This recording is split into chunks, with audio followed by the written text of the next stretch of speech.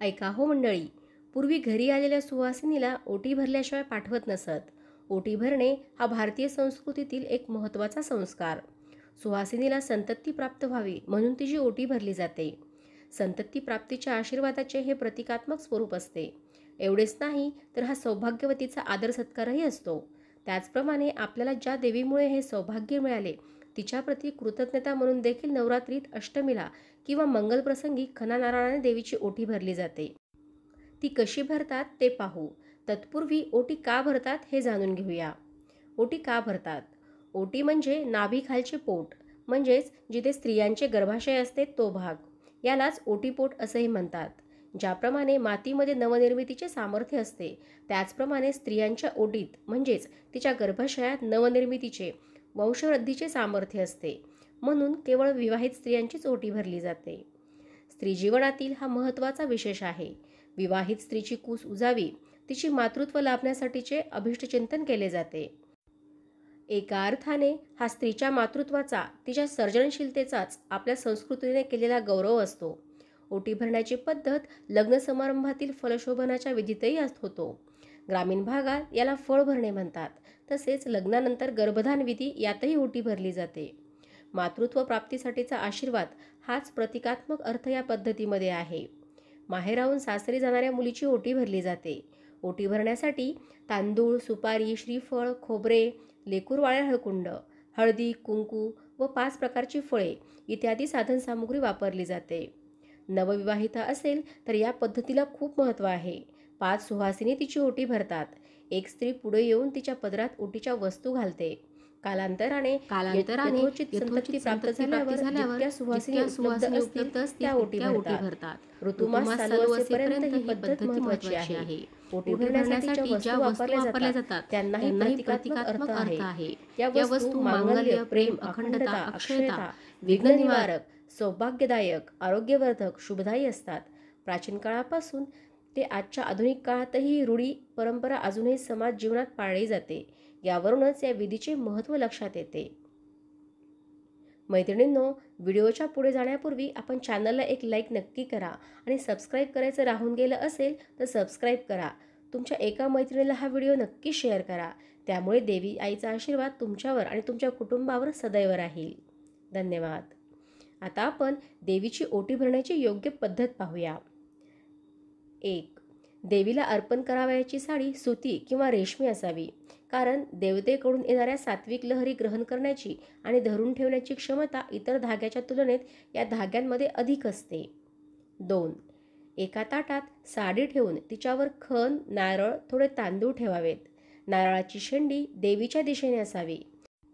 नंतर ताटातील सर्व वस्तू हाताच्या ओंजळीत घेतल्यावर त्या स्वतःच्या छातीसमोर येतील अशा पद्धतीने देवीसमोर उभे राहावे.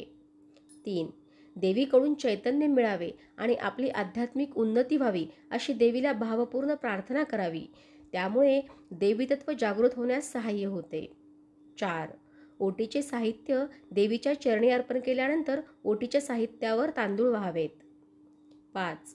देवीला अर्पण केलेली साडी शक्य असल्यास परिधान करावी. तसेच नारळातील खोबरे प्रसाद म्हणून ग्रहण करावे. आता आपण देवीची ओटी भरताना होणारी सूक्ष्म प्रक्रिया आणि त्यामुळे होणारे लाभ पाहून घेऊया. 1. नारळाच्या शेंडीकडे देवीचे तत्व आकृष्ट होते. हे तत्व नारळाद्वारे खण आणि साडी यामध्ये संक्रमित होण्यास सहाय्य होते. तसेच नारळाच्या शेंडीतून प्रक्षेपित होणाऱ्या लहरींमुळे जीवाच्या शरीराभोवती संरक्षक कवच निर्माण होते. 2. वस्त्रातून पृथ्वी तत्वाच्या साहाय्याने सात्विक लहरी प्रक्षेपित होतात. या लहरी नारळातील पाण्यात असलेल्या आपतत्वाच्या साहाय्याने प्रक्षेपित होणाऱ्या लहरींमुळे गतिमान होऊन कार्यरत होतात. त्यामुळे पूजा करणाऱ्याच्या देहाभोवती त्या लहरींचे संरक्षण कवच निर्माण होते. तसेच साडी आणि खण यामध्ये असलेल्या देवी तत्वाच्या सात्विक लहरींमुळे आपला प्राणदेह आणि प्राणमय कोश याची शुद्धी होण्यास सहाय्य होते. 3. ओंजळ छातीसमोर येईल अशा पद्धतीने उभे राहिल्याने होणाऱ्या मुद्रेमुळे शरीरातील चंद्रनाडी कार्यरत होण्यास मदत होते. तसेच मनोमय कोशातील सत्वकणांचे प्रमाण वाढण्यास सहाय्य झाल्याने मन शांत होते. या मुद्रेमुळे पूजक देवतेसमोर जास्तीत जास्त नम्र होतो. देवतेकडून येणाऱ्या सात्विक लहरी हाताच्या बोटातून पूजा करणाऱ्याच्या शरीरात संक्रमित होण्यास सहाय्य झाल्याने शरीरातील अनाहत चक्र कार्यरत होऊन पूजा करणाऱ्याची देवीप्रती भाव जागृत होतो. यामुळे त्यांच्या स्थूल आणि सूक्ष्म देहाची शुद्धी होण्यास सहाय्य होते.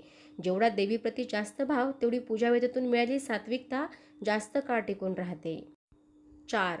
हे सर्वसमावेशक असल्याने चैतन्याचे ग्रहण आणि प्रक्षेपण करण्यात अग्रेसर असतात. त्यामुळे तांदळाचा समावेश ओटीत प्राधान्याने केला जातो. 5. अर्पण केल्या जाणाऱ्या खणाचा आकार त्रिकोणी का असतो? देवीला अर्पण केल्या जाणाऱ्या खणाचा आकार त्रिकोणी का असतो तो आता आपण पाहूया. त्रिकोणी आकार हा ब्रह्मा, विष्णू, महेश यापैकी ब्रह्माच्या इच्छाशक्तीशी निगडीत आहे. ब्रह्मांडातील इच्छा लहरींचे भ्रमणही उजवीकडून डावीकडे त्रिकोणी आकारात संक्रमित होत असते. देवीला त्रिकोणी आकारातील खण अर्पण करणे म्हणजे आपली आध्यात्मिक उन्नती व्हावी यासाठी आदिशक्ती श्री दुर्गादेवीच्या इच्छाशक्ती प्रबळ करून तिची कृपादृष्टी संपादन करणे होय. देवीला 6 वारी साडीपेक्षा 9 वारी साडी अर्पण करणे अधिक योग्य का ठरते?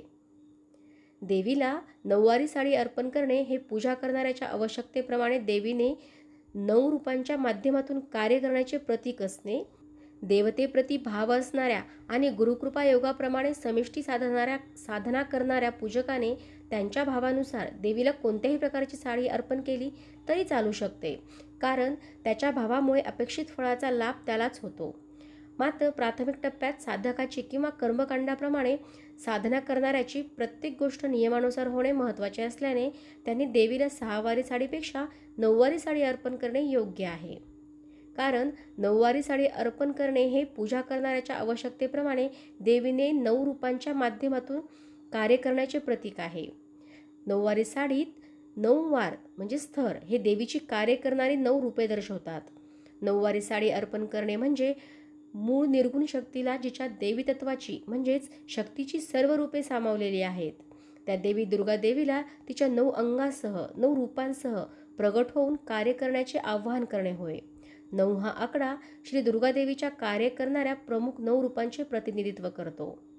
माहिती कशी वाटली तुम्हाला ती कमेंटद्वारे सांगायला विसरू नका. धन्यवाद.